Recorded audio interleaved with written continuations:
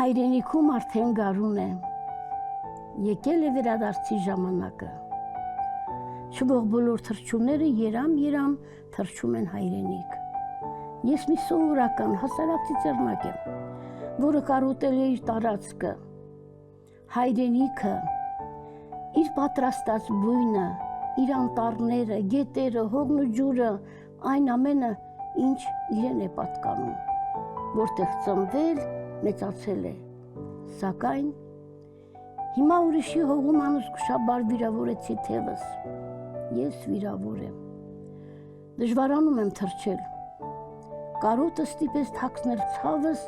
և ես միացա իմ խմբին, պատկերացրեք իմ վիճակը, վիրավոր,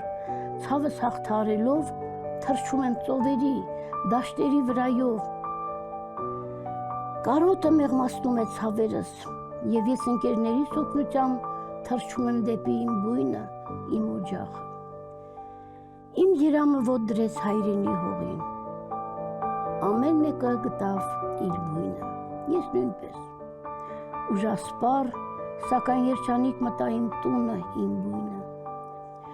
ուրախությունից ես մոռացա բոլոր ցավերս։ Հաջորդ օրը ծիծեռնակին գտան իր բնում անշնչացած ուրախ ժպիտը դեմքի։